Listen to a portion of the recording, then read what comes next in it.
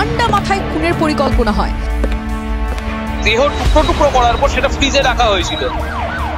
আখতারুজ্জামান যিনি এই খুনের মাস্টারমাইন্ড, মূল উদ্দেশ্যটা ছিল তাকে প্রথম কিন্তু তারা হত্যাটা করবে, আধা ঘন্টার মধ্যেই কিন্তু হত্যাকাণ্ড সংঘটিত হয়ে যায়। ভারতের কেউ এখানে জড়িত হন নাই। আপনি অ্যাডভান্স কি করে বলেন যে মৃতদেহ সেটি ময়নাতদন্তের জন্য পাঠানো হয়েছে? কোনো মৃতদেহ সেটাকে তো উদ্ধার করা যায়নি। কসাই জিহাদ দেহ টুকরো টুকরো করে কাটে। তাহলে কি এর সঙ্গে জিহাদি যোগ রয়েছে? মাংসগুলিকে গ্রে কালারের সুটকেসে করে নিয়ে তারা চলে যায়। সবুজ রঙের একটি ট্রলি ব্যাগ বহন করতে দেখা গেছে। মাংস রান্না করে নাইট পার্টি করে খুনিরা। এরকম গোজামিল দিয়ে চলছে ঝিনাইদহ ৪ আসনের এমপি আনোয়ারুল আজিম আনারের হত্যাকাণ্ডের মিডিয়া ট্রায়াল। এই মিডিয়া ট্রায়ালের অন্যতম প্রধান চরিত্রে অভিনয় করছেন ঢাকা মহানগর পুলিশের অতিরিক্ত কমিশনার হারুনুর রশিদ।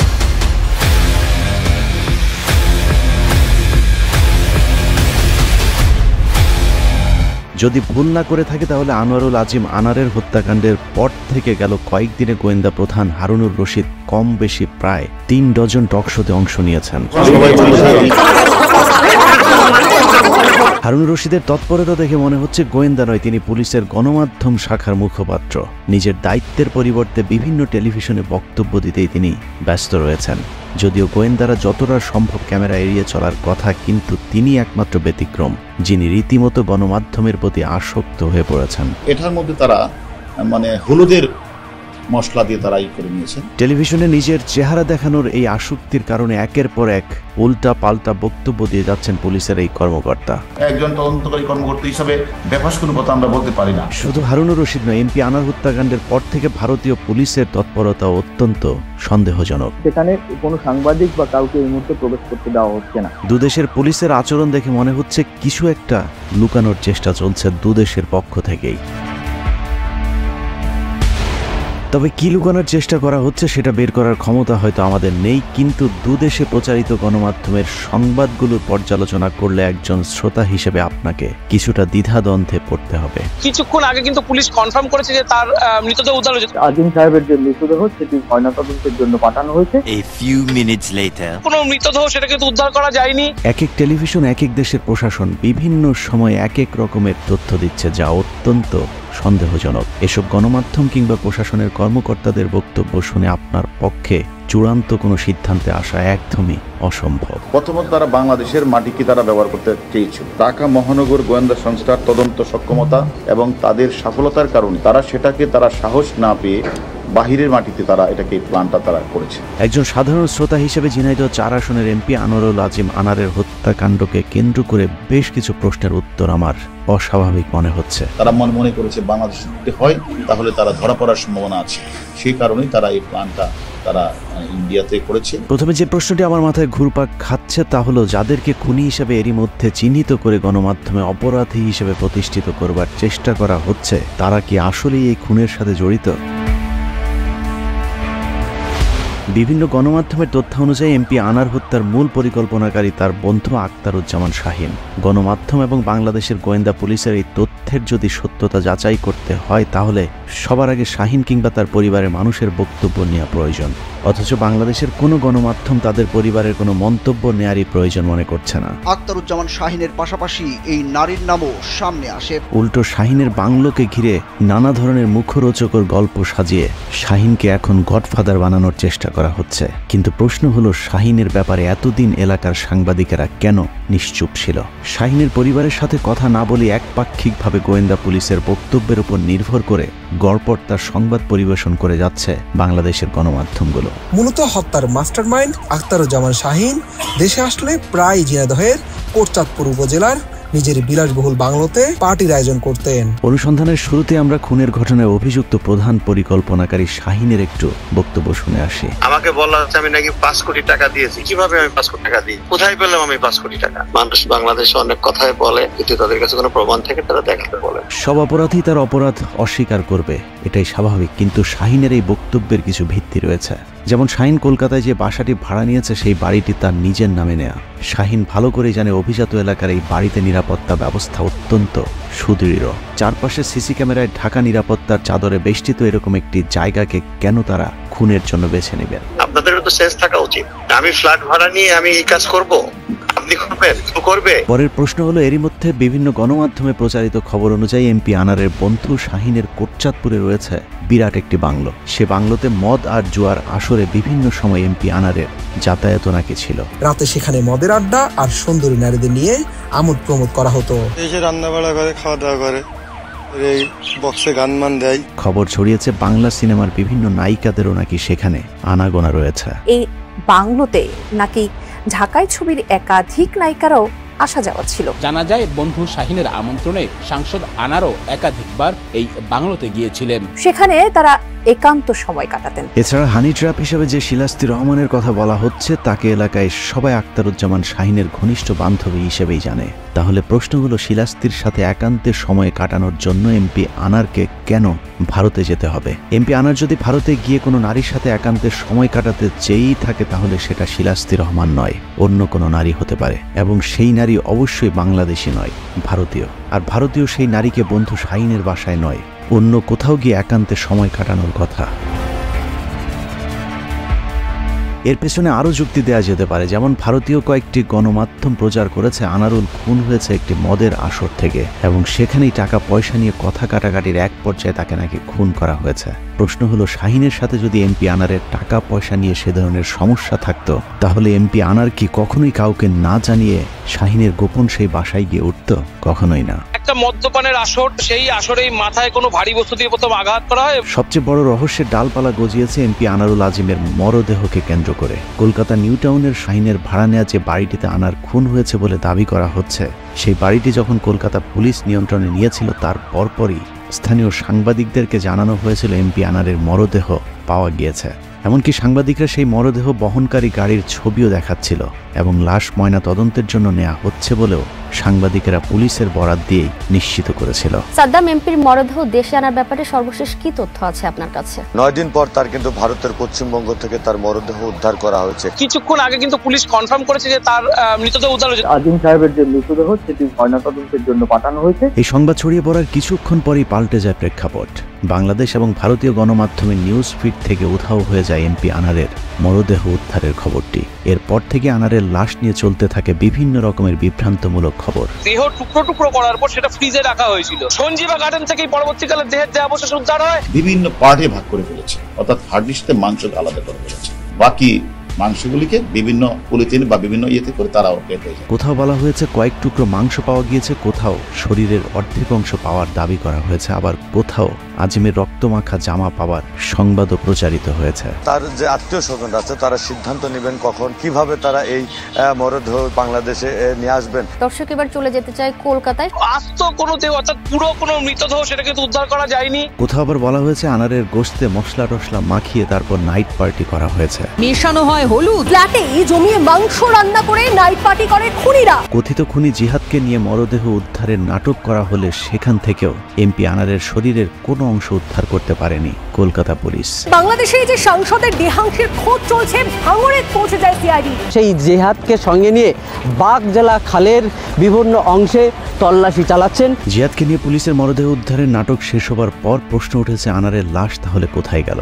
ভারতীয় পুলিশ যে লাশ উদ্ধার করে ময়নাতদন্তে পাঠানোর দাবি করেছিল সেই গাড়িতে তাহলে কার লাশ ছিল? খণ্ড বিখণ্ড দেহ, অর্থাৎ ট্রলিতে করে দেহ পাচার করা হয়েছে। কিংবা আসলেই কি সেখানে কোনো লাশ ছিল? আরেকটু কঠিন করে যদি বলি, এমপি আনার কি আসলেই খুন হয়েছে, নাকি ভারতীয় স্বর্ণ চোরাকারবারি মাফিয়াদের হাতে জিম্মি হয়ে আছে? এই নিচে একটি হাড়ের অংশ পাওয়া গিয়েছে, যেটা কোনো দেহের অংশ নয়, মূলত এটি একটি কোনো খাসির কাটার পরে তার যে হাড়গোড়ের অংশ সেটা ফেলে দেওয়া হয়েছিল, সেই অংশ। ভারতীয় পুলিশের এরকম সন্দেহজনক আচরণের কারণ কি, সে উত্তর হয়তো কখনোই পাওয়া যাবে না। কারণ ভারতীয় পুলিশের মতো বাংলাদেশ পুলিশও সমানতালে বিভ্রান্তিমূলক বক্তব্য দিয়ে যাচ্ছে, যা দেখে মনে হচ্ছে ভারত থেকে যা শিখিয়ে দেয়া হচ্ছে সেই বক্তব্যই যেন বাংলাদেশের পুলিশ হুবহু পাঠ করে যাচ্ছে। আপনারা এটাও জেনে খুশি হবেন, ইন্ডিয়ান পুলিশরাও এটা অত্যন্ত গুরুত্ব দিয়ে তারা বাংলাদেশেও কাজ করছে, আবার তারা ইন্ডিয়াতেও তারা তাদের ওই আসামি কিনে তারা বিভিন্ন জায়গায় অভিযান পরিচালনা করছে। কোথাও বলা হয়েছে 2 থেকে 3 মাস আগে বাংলাদেশে বসে খুনের পরিকল্পনা হয়, কোথাও বলা হয়েছে কলকাতা যাবার পরে পরিকল্পনা হয়েছে। ঢাকায় দীর্ঘ 3 মাস ধরে এমপি আনারকে খুনের পরিকল্পনা করা হয়। ঢাকায় বসে প্রায় 1 মাস আগে থেকে ঠান্ডা মাথায় খুনের পরিকল্পনা হয়। কখনো বলা হয়েছে একজন গাড়ি চালক, কখনো বলা হয় দুজন। একটি, দুটি নাকি 3টি লাগেজে করে মরদেহ সরানো হয়েছে তা নিয়েও রয়েছে ভিন্ন ভিন্ন বক্তব্য। এমনকি কথিত লাশ গায়েবের ঘটনায় ব্যবহৃত সবুজ কালারের লাগেজকে বলা হয়েছে গ্রে কালার। গ্রে কালারের সুটকেসে করে লাশটাকে এমন ভাবে গুম করা হবে যাতে কেউ কোনোদিন খুঁজে না পায়। সবুজ রঙের একটি ট্রলি ব্যাগ বহন করতে দেখা গেছে। সিসি ক্যামেরার ফুটেজে একটি লাগেজ দেখা গেলেও কোথাও 2টি কিংবা 3টি লাগেজের কথা বলা হয়েছে। এরা দুজন 2টা ব্রিফকেস করে মশলা দিয়ে তারা করে নিয়েছে। A few minutes later, একটা সুটকেসে করে মাংসগুলিকে বিভিন্ন পলিথিন বা বিভিন্ন ইয়েতে করে তারাও বের হয়ে যায়। তার লাশটাকে দেহ থেকে আলাদা করে ছোট করে বাসার ভিতরে যে 3টা কমোড আছে ফ্লাশ করার পরে ডেস্টিনেশন যেখানে এগুলি জমা হয় ওটাও ভাঙতে বলেছি। গোয়েন্দাই কর্মকর্তার পরস্পর বিরোধী বিভিন্ন বক্তব্যের মধ্যেও একটি জায়গায় তিনি কখনোই গরমিল করেননি, তা হলো আনার হত্যাকাণ্ডের সাথে ভারতের কেউ জড়িত নেই। এমনকি পুলিশের বর্ণনা অনুযায়ী গোপালের বাড়ি থেকে লাল রঙের যে গাড়িতে করে আনারকে আখতারুজ্জামান শাহিনের বাসায় নিয়ে যাওয়া হয়েছিল, যে গাড়িতে করে খুনিরা একজন একজন করে পালিয়ে গেল, সেই গাড়িতে করে আনারের লাশ রাতের অন্ধকারে খালের ঝুপড়ির ভেতরে ফেলে দেওয়া হয়েছিল। অথচ সেই গাড়ি চালককে জিজ্ঞাসাবাদের প্রয়োজনও মনে করছে না গোয়েন্দা কর্মকর্তা হারুনুর রশিদ। অথচ বাংলাদেশে সংঘটিত বিভিন্ন হত্যাকাণ্ডে দেখা গেছে হত্যার কাজে ব্যবহৃত গাড়ি উদ্ধার এবং গাড়ির চালককে সবার আগে গ্রেপ্তার করা হয়েছে। সেই গাড়িতে করেই কিন্তু বরানগরের ওই সাংসদকে তারা পিক আপ করতে যায়, সেই গাড়িতে করেই নিউ টাউনের ফ্ল্যাটে নিয়ে আসা হয় এবং যেটা আশঙ্কা করা হচ্ছে নিউ টাউনের ওই ফ্ল্যাটেই তাকে খুন করা হয়। একইভাবে কোনো বাসায় খুনের ঘটনা ঘটলেই বাসার দারোয়ানকে সবার আগে জিজ্ঞাসাবাদের জন্য আটক করা হয়, কিন্তু অজানা কারণে এই ঘটনায় গাড়ি চালককে আগে থেকেই নির্দোষ সার্টিফিকেট দিয়ে দেওয়া হয়েছে। ইন্ডিয়ান একজন ড্রাইভার ছিল রাজা, সে বেশি কিছুই জানে না, সে জাস্ট ক্যারিয়ার, সে তাদেরকে নিয়ে ওই বাসায় যায়। গাড়ি চালকের সংখ্যা নিয়েও বিভিন্ন জায়গায় বিভিন্ন ধরনের বক্তব্য দিচ্ছেন হারুনুর রশিদ। ফয়সাল নামে একজন ব্যক্তি সাদা গাড়িতে রিসিভ করে, আর ইন্ডিয়ান একজন ড্রাইভার, সে ড্রাইভার তো জানেও না কি। পুলিশ এখনো পর্যন্ত 2টো গাড়ির ট্রেস পেয়েছে, একটা খয়েরি কালারের গাড়ি আর একটি নীল গাড়ির কথা বলা হচ্ছে এবং বেশ কিছু ক্যাবের কথা বলা হচ্ছে। খুনিদের সংখ্যা নিয়েও বিভিন্ন রকমের বক্তব্য শোনা যাচ্ছে। মোট 6 জন এই হত্যাকাণ্ডের সাথে জড়িত ছিল,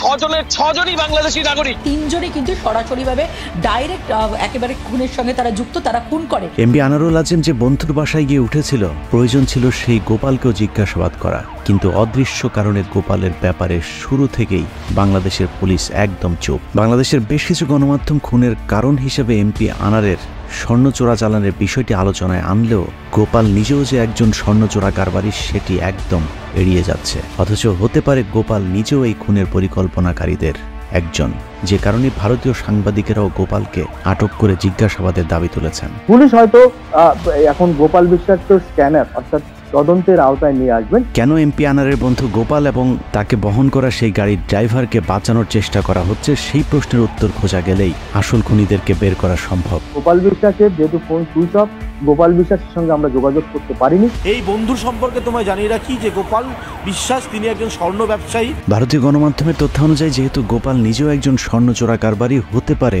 গোপালের সাথে আর্থিক লেনদেন নিয়ে সমস্যা ছিল এমপি আনারের, এবং গোপালের ভাড়া করা খুনি দিয়ে খুন করা হয়েছে বাংলাদেশের এই এমপিকে। তো তাকে তো এসএমএস করেছে, জানিয়েছে যে সে দিল্লিতে রয়েছে, তারপরেও গোপালের কেন সন্দেহ হলো, তাকে মিসিং ডায়েরি করতে হলো। এখন আপনাদের মনে প্রশ্ন আসতে পারে, তাহলে ভারতীয় পুলিশ যে সিসি ক্যামেরার ফুটেজ প্রকাশ করেছে সেখানে তো স্পষ্ট দেখা যাচ্ছে শাহিনের বাসা থেকে শিমুল এবং তার বন্ধু লাগেজের ভেতরে করে লাশ নিয়ে বেরোচ্ছে।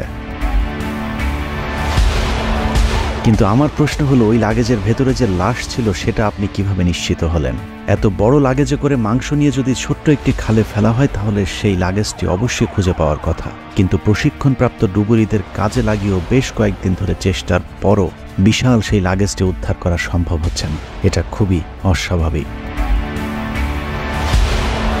কলকাতা রাজ্যের একজন 15 বছরের অভিজ্ঞ ডুবুরি জানিয়েছেন, যেই খালে এমপি আনারের কিমা করা হলুদ মাখানো মাংস ফেলার কথা বলা হচ্ছে সেটা অবিশ্বাস্য, কারণ এরকম অগভীর শান্ত খালে যদি ছোট সুই ফেলা হয় সেটাও তারা উদ্ধার করতে সক্ষম। সবশেষ ডুবুরি উনি বলেছেন যে আমি 15 বছর ধরে এই ডুবুরির কাজটা করি। তিনি বলেছেন যে আমি সুই তুলে ফেলছি, অথচ একটা বডির ঘণ্টাংশ বা ক্ষুদ্রাংশ আমি পাচ্ছি না। সেই সাথে চিন্তা করে দেখুন, বাংলাদেশি সাংবাদিকদের আগেই এমপি আনারুল যে স্বর্ণ চোরাচালানের সাথে জড়িত সেটাও ভারতীয় সাংবাদিকেরাই জানিয়েছেন।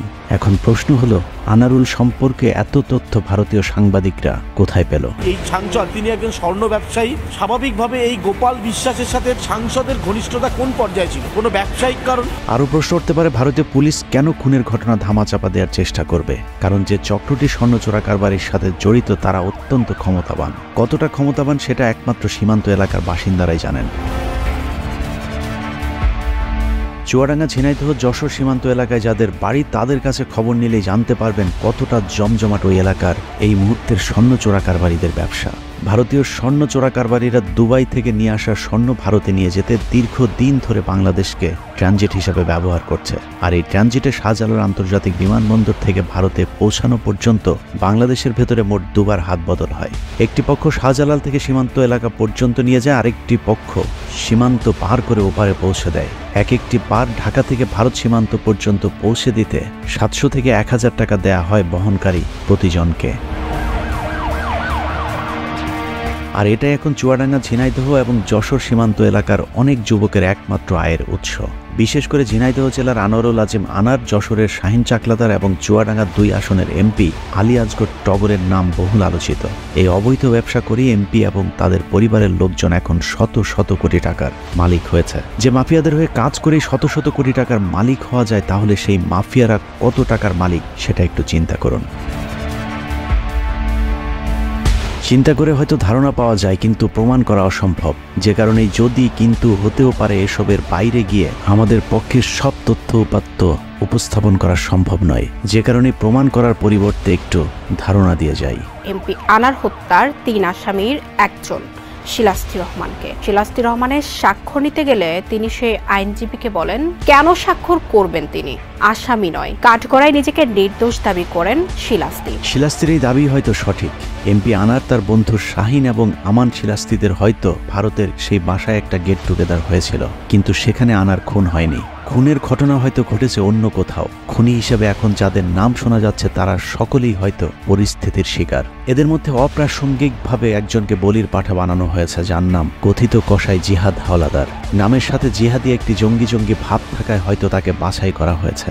ভারতীয় অনেক গণমাধ্যম এরই মধ্যে জিহাদের নাম শুনেই ঘটনাকে ইসলামিক চরমপন্থীদের কাজ বলে প্রচার করাও শুরু করেছিল। কসাই জিহাদ যে সংসদের দেহ টুকরো টুকরো করে কাটে। ধৃত জিহাদকে জেরা করে কলকাতায় আসার সম্ভাবনা বাংলাদেশের পুলিশের। তাহলে কি এর সঙ্গে কোনো জিহাদি যোগ রয়েছে? ঘটনা আসলে যাই হোক, জিহাদ কখনোই কসাই পেশায় জড়িত ছিল না।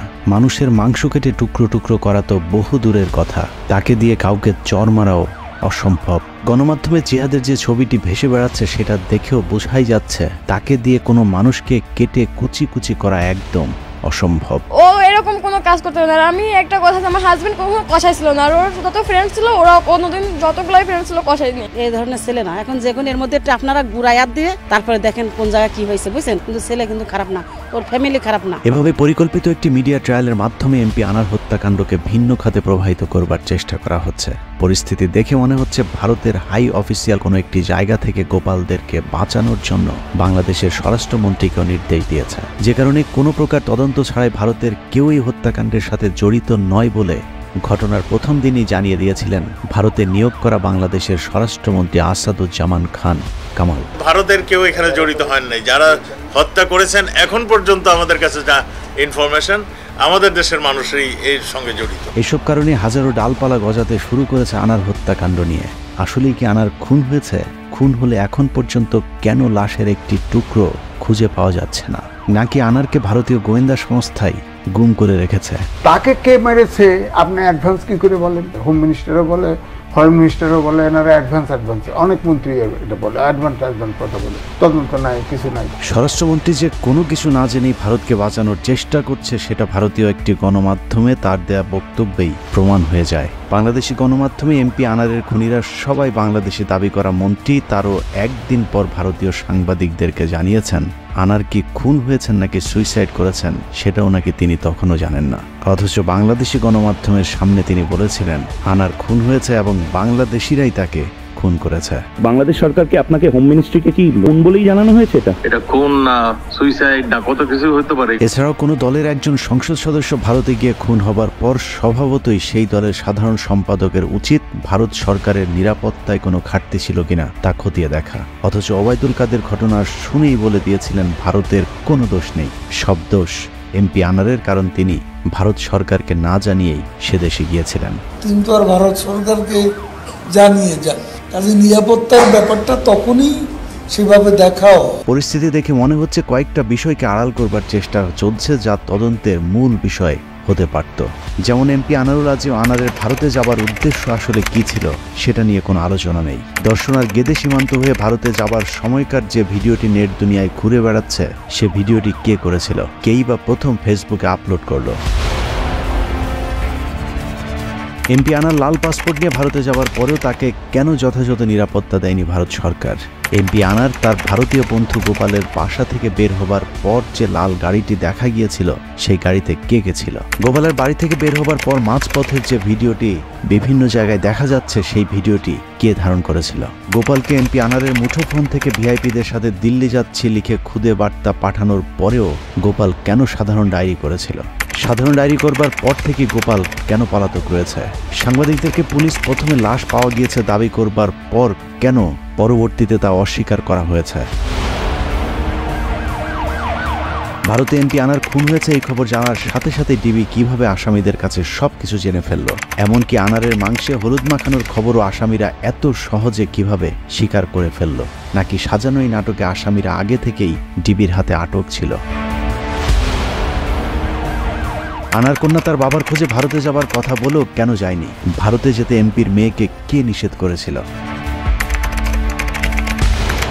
এইসব যুক্তিতর্কের পরেও মোটামুটি নিশ্চিতভাবেই বলা চলে খুনের সাথে সম্পৃক্ত থাকার অভিযোগে যে কজন বাংলাদেশির নাম বলা হয়েছে তারাই শেষ পর্যন্ত বলির পাঠা হতে যাচ্ছে। কিন্তু যে প্রশ্নগুলো আমার মাথায় এসেছে সেই প্রশ্ন কি আনোয়ারুল আজিম আনারের মেয়ের মাথায় আসেনি? অবশ্যই এসেছে, কিন্তু তিনি সেভাবেই কথা বলবেন যেভাবে হারুন আঙ্কেল শিখিয়ে দেবেন। ডিবি আঙ্কেলের এখানে আসছে, হারুন আঙ্কেলের এখানে, সে আমাকে যথেষ্ট হেল্প করছে। মাননীয় প্রধানমন্ত্রীর প্রথম দিন তার সাথে আমার রবিবারে রাত 9টায় বসে কথা হয়। প্রধানমন্ত্রী আমার আশ্বস্ত করেছে। এমপি আনার কন্যা ডরিনের এখানে হারানোর কিছুই নেই। তার বাবা যে একজন ভোটচোর, লম্পট, খুনি, চোরাকারবারি ছিলেন সেটা তিনি নিজেও জানেন। যে কারণে তার আবেগটা অন্য 8-10 জন পিতার সন্তানের মতো হবে না, এটাই স্বাভাবিক। এমপি কন্যা এরই মধ্যে ঝিনাইদহের বিভিন্ন এলাকা চষে বেড়ানো শুরু করেছেন। সেখানে তিনি পাক্কা রাজনীতিবিদদের মতো বক্তব্য রেখে যাচ্ছেন। তাকে জিজ্ঞেস করেন কেন আমার বাবাকে কেটে কেটে টুকরা করা হয়েছে।